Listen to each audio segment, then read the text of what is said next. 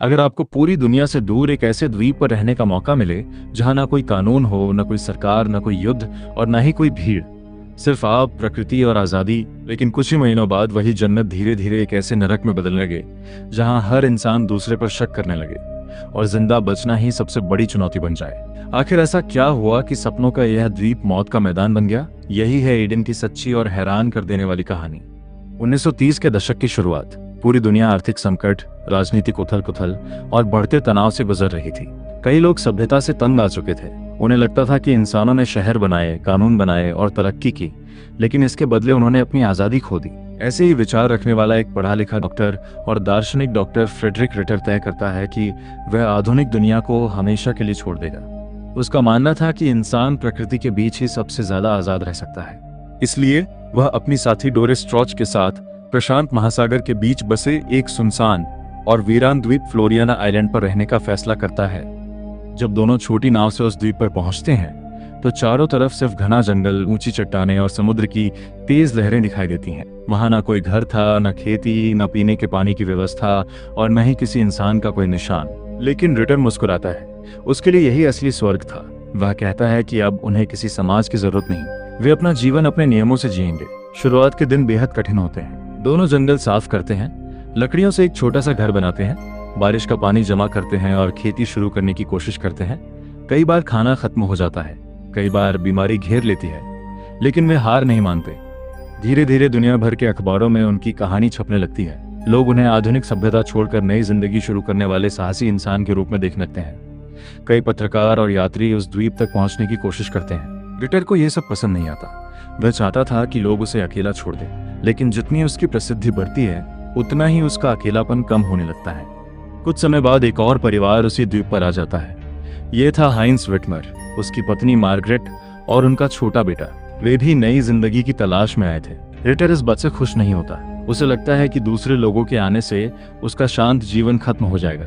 शुरुआत में दोनों परिवार एक दूसरे से दूरी बनाए रखते हैं, लेकिन धीरे धीरे उन्हें एहसास होता है कि इस कठोर द्वीप पर जिंदा रहने के लिए कभी कभी एक दूसरे की मदद भी करनी पड़ती है।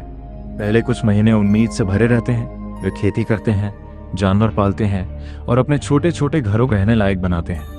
लेकिन फ्लोरियाना आइलैंड उतना आसान नहीं था जितना दूर से दिखाई देता था।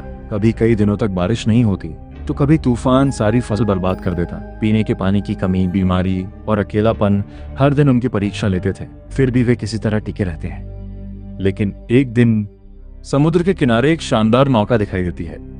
उससे उतरती है एक रहस्यमयी और बेहद आत्मविश्वासी महिला, जो खुद को बैरोनेस एलोइस वैगनर डे बुस्के बताती है। उसके साथ दो पुरुष भी थे जो उसके हर आदेश का पालन करते थे। बैरोनेस आते ही घोषणा करती है कि वह इस द्वीप पर एक आलीशान होटल बनाएगी जहां दुनिया भर के अमीर लोग छुट्टियां मनाने आएंगे। उसकी बातें सुनकर रिटर गुस्से से भर जाता है। जिस द्वीप पर वह सभ्यता से भागकर आया था, उसी जगह अब कोई नई दुनिया बसाने की बात कर रहा था। शुरुआत में सब लोग बैरोनेस को सिर्फ एक अजीब और घमंडी औरत समझते हैं, लेकिन धीरे धीरे उसका व्यवहार और भी रहस्यमय होता जाता है। वह लोगों को एक दूसरे के खिलाफ भड़काने लगती है। झूठ, अहंकार और लालच धीरे धीरे उस शांत द्वीप में जहर की तरह फैलने लगते हैं।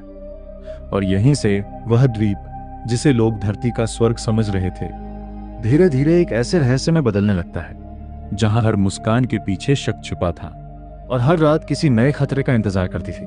फ्लोरियाना आइलैंड पर अब 3 अलग अलग सोच वाले लोग रह रहे थे। एक तरफ डॉक्टर फ्रेडरिक रिटर और डोरे थे, जो दुनिया से पूरी तरह अलग होकर शांति से जीना चाहते थे। दूसरी तरफ हाइंस विटमर का परिवार था, जो मेहनत करके अपने बच्चों के लिए एक सुरक्षित भविष्य बनाना चाहता था। और तीसरी तरफ थी बैरोनेस एलोइस, एक ऐसी महिला जो इस सुनसान द्वीप को अपनी निजी जागीर समझने लगी थी। शुरुआत में सभी ने सोचा था कि समय के साथ सब एक दूसरे के साथ तालमेल बिठा लेंगे, लेकिन धीरे धीरे उनके बीच की दूरियां बढ़ने लगी। हर किसी के सपने अलग थे और यही सपने अब टकराव की वजह बनने वाले थे। बैरोनेस का व्यवहार दिन ब दिन अजीब होता जा रहा था। वह महंगे कपड़े पहनकर पूरे द्वीप में ऐसे घूमती जैसे वह किसी रानी से कम ना हो। वह हर मिलने वाले से कहती कि जल्द ही एक शानदार होटल बनेगा और दुनिया भर के अमीर लोग छुट्टियां मनाने आएंगे। लेकिन समस्या ये थी कि उस सुनसान द्वीप पर न बिजली थी, न सड़कें, न कोई संसाधन। फिर भी बैरोनेस अपने सपनों को सच मान चुकी थी। उसके साथ आए दोनों पुरुष उसके हर आदेश का पालन करते थे, लेकिन उनके चेहरों पर अक्सर डर और बेचैनी दिखाई देती थी। ऐसा लगता था कि वे उसके साथ अपनी मर्जी से नहीं, बल्कि किसी मजबूरी में रह रहे हैं। उधर डॉक्टर रिटर को बैरोनेस की हरकतें बिल्कुल पसंद नहीं थी। उन्हें लगता था कि जिस जगह को उन्होंने आधुनिक सभ्यता से दूर रहने के लिए चुना था, वहीं अब लालच और अहंकार ने कदम रख दिया है। रिटर और बैरनेस की मुलाकातें अक्सर बहस में बदल जाती। दोनों एक दूसरे की सोच का मजाक उड़ाते। डोरी कई बार माहौल शांत करने की कोशिश करती, लेकिन हालात धीरे धीरे और बिगड़ते चले जाते। दूसरी तरफ विटमर परिवार इन झगड़ों से दूर रहने की कोशिश करता था। उनका मानना था कि इस कठोर द्वीप पर दुश्मनी से ज्यादा जरूरी था जिंदा रहना। दिन बीतते गए और फ्लोरिना आइलैंड की असली कठिनाइयां सामने आने लगी। कभी कई दिनों तक बारिश नहीं होती, जिससे पीने का पानी कम पड़ जाता। कभी तेज तूफान उनकी मेहनत से उगाई फसल बर्बाद कर देता। खाने की कमी, बीमारियां और लगातार बढ़ता अकेलापन हर किसी के धैर्य की परीक्षा लेने लगा। अब लोग पहले की तरह एक दूसरे पर भरोसा नहीं करते थे। छोटी छोटी बातें भी बड़े झगड़ों में बदलने लगी। हर कोई सोचने लगा कि शायद दूसरा इंसान उसके खिलाफ कोई साजिश कर रहा है। इसी दौरान द्वीप पर आने वाले कुछ नाविक और यात्री अजीब बातें बताने लगे। उन्होंने दावा किया कि बैरनेस अलग अलग लोगों से अलग अलग कहानियां सुनाती है। किसी से कहती कि पूरा द्वीप उसी का है, तो किसी से कहती कि बाकी लोग उसके रास्ते का कांटा है। धीरे धीरे अफवाहें फैलने लगी। अब किसी को समझ नहीं आ रहा था कि सच कौन बोल रहा है और झूठ कौन।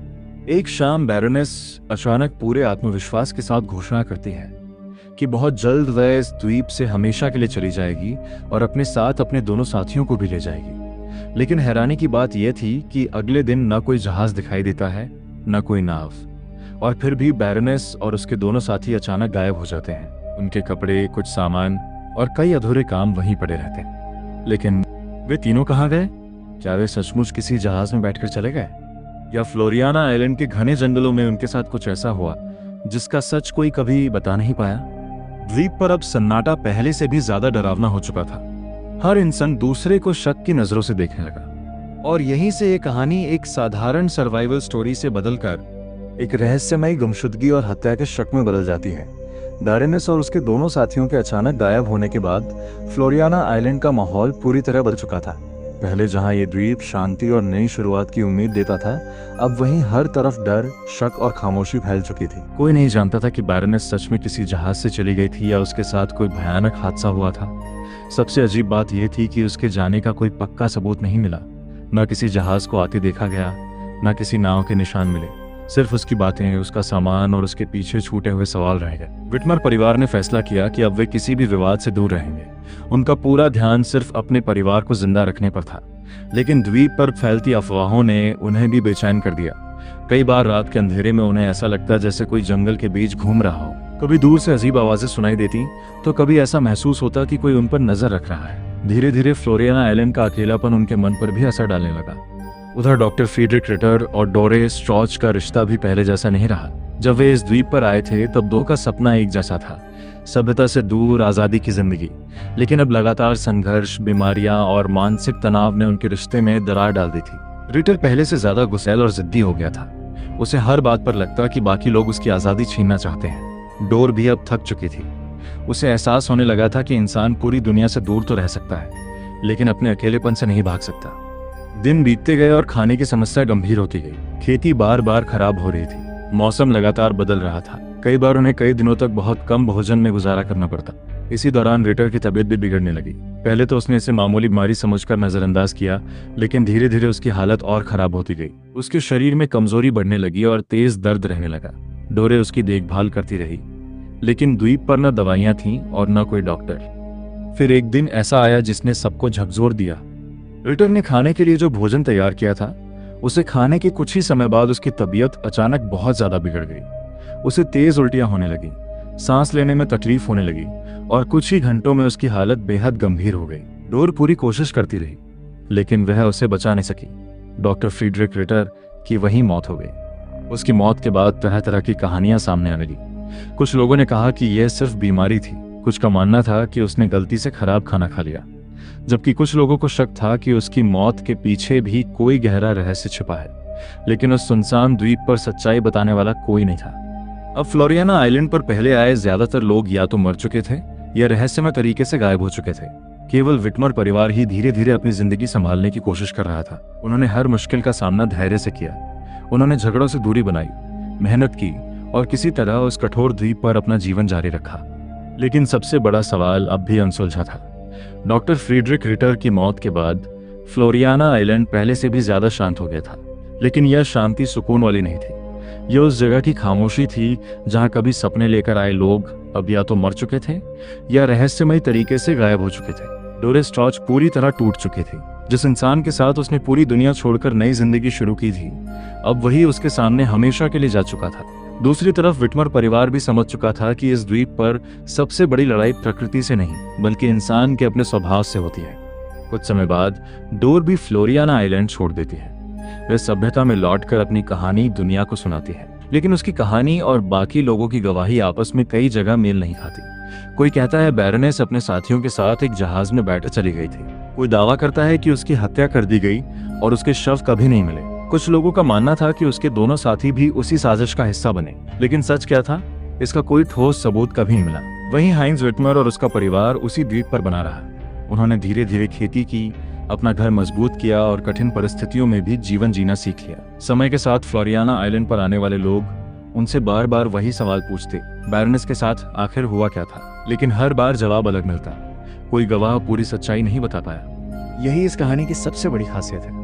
ये किसी काल्पनिक रहस्य की कहानी नहीं, बल्कि इतिहास की उन वास्तविक घटनाओं से प्रेरित है जिनका सच आज तक पूरी तरह सामने नहीं आ सका। फिल्म भी किसी एक जवाब को सही साबित नहीं करती। इसके बजाय ये दर्शकों को खुद सोचने पर मजबूर करती है कि आखिर उस द्वीप पर वास्तव में क्या हुआ होगा। फिल्म के आखिरी दृश्यों में फ्लोरिना आइलैंड फिर से शांत दिखाई देता है। समुद्र की लहरें पहले की तरह चट्टानों से टकरा रही हैं। जंगल पहले की तरह खड़ा है, लेकिन अब दर्शक जानते हैं कि इस खूबसूरत द्वीप की मिट्टी के नीचे कितने अनसुलझे राज दफन है। कैमरा धीरे धीरे उस वीरान द्वीप से दूर जाता है और ऐसा महसूस होता है जैसे प्रकृति ने इंसानों के सारे झगड़े अपने अंदर हमेशा के लिए छिपा लिए हों। Ending explained. फिल्म ये नहीं बताती कि बैरनेस की हत्या किसने की या रिटर की मौत सिर्फ बीमारी से हुई या नहीं, क्योंकि वास्तविक इतिहास में भी इन घटनाओं का कोई अंतिम प्रमाण नहीं मिला।